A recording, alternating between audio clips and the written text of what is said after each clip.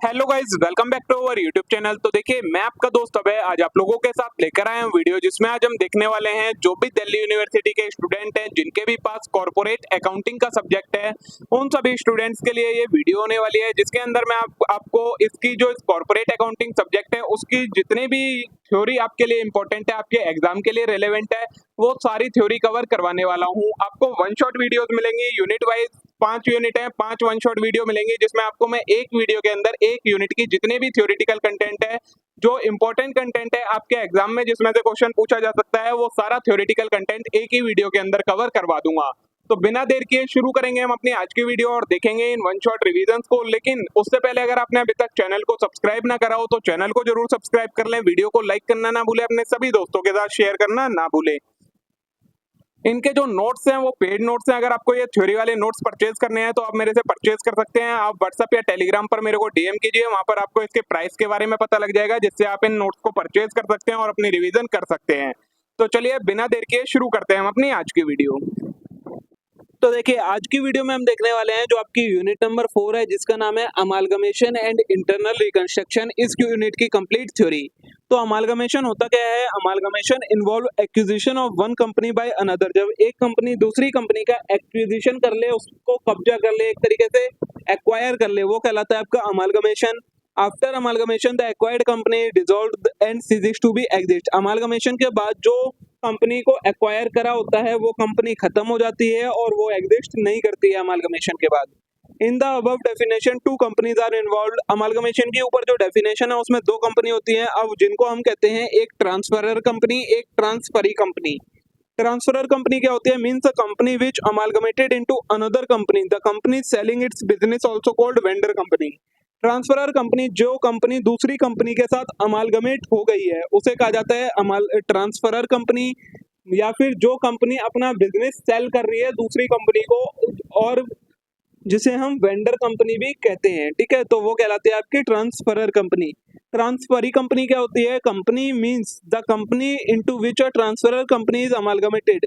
वो कंपनी जिसके अंदर जो दूसरी वाली कंपनी है वो अमालगमेट हो गई है, या जिसने दूसरी कंपनी ने अपना बिजनेस जिस कंपनी को बेच दिया है, वो कंपनी जिसने बिजनेस को खरीद लिया है, वो कहलाती है आपकी ट्रांसफरी कंपनी। अब इसके अंदर आपको 3 कुछ टर्म्स को पढ़ना है। एक होती है अमालगमेशन। तो हेयर आर 2 और more than 2 existing company come together and form a new company to take over their business.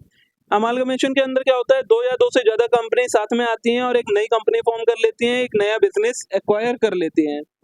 फिर आता है एब्जॉर्प्शन। क्या होता है? तो absorption is a process through a company tries to increase strength by eliminating the rival. Absorption में क्या होता है? जो कंपनी होती है एक, जो वो अपनी स्ट्रेंथ को बढ़ाना चाहती है और अपने राइवल जो कॉम्पिटिटर हैं, राइवल्स हैं, उन्हें खत्म करना चाहती है। Here one existing company take over the business of another existing company. इसमें क्या होता है? एक जो एग्जिस्टिंग कंपनी है वो दूसरी एग्जिस्टिंग कंपनी के बिजनेस को टेक ओवर कर लेती है।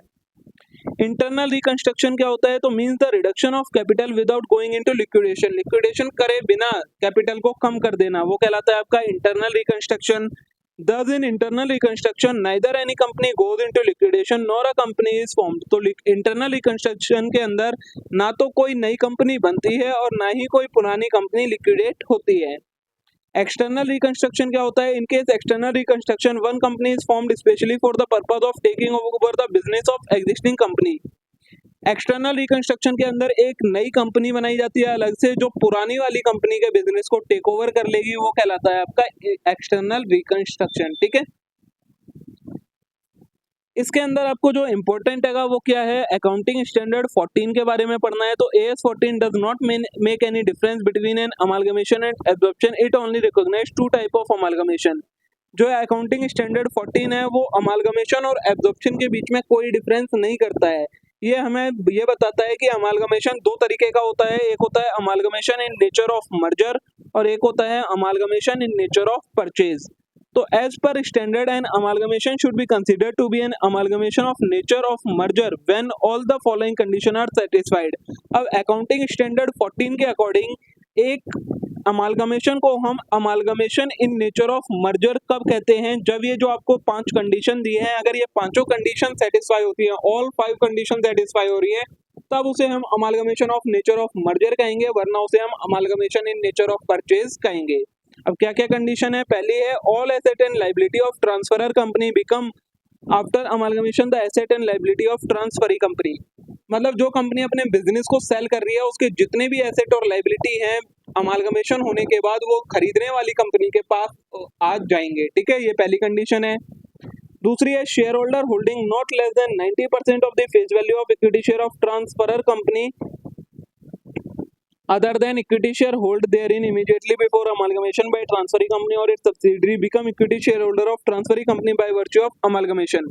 क्या बोला है, जो कंपनी अपने बिजनेस को सेल कर रही है उसके जो 90% शेयर होल्डर हैं या 90% से ज्यादा शेयर होल्डर हैं वो अमालगमेशन के बाद शेयर होल्डर बन जाएंगे किस कंपनी के, जिस कंपनी ने बिजनेस को खरीदा है उसके इक्विटी शेयर होल्डर बन जाएंगे। तो ये सेकेंड कंडीशन है आपकी। फिर है the consideration is discharge by transferee company wholly by issue of equity share only except that cash may be paid in respect of any fractional share. जो consideration पे करी जाएगी, मतलब जो कंपनी बिजनेस को खरीद रही है वो बेचने वाली कंपनी को जो पैसे पे करेगी या कंसिडरेशन पे करेगी वो क्या पे करेगी, इक्विटी शेयर से इशू करेगी पूरे के लिए। तो फिर ये कंडीशन सेटिस्फाई मानी जाएगी। अगर इक्विटी शेयर के अलावा कोई और चीज इशू दे दी कि हाँ तुमने हमें अपना बिजनेस बेचा है, हम तुम्हें पैसे दे दे रहे हैं, कैश दे दे रहे हैं, बैंक से ट्रांसफर कर दे रहे हैं या कुछ कर दे रहे हैं, तो वो फिर ये कंडीशन सेटिस्फाई नहीं होगी। सिर्फ इक्विटी शेयर अगर इशू हो रहे हैं उसके कंसिडरेशन के लिए तो ये कंडीशन सेटिस्फाई मानी जाएगी। फिर the business of transferor company is intended to be carried on after the amalgamation by transferee company. जो बिकने वाली कंपनी है उसका जो बिजनेस था वो जो कंपनी खरीद रही है वो सेम बिजनेस को ही कैरी ऑन करेगी, तो ये कंडीशन 4 सेटिस्फाई मानी जाएगी। और फिर है no adjustment is intended to be made to the book value of asset and liability of transferor company when they are incorporated in financial statement of transferee company except to ensure uniformity of accounting policy.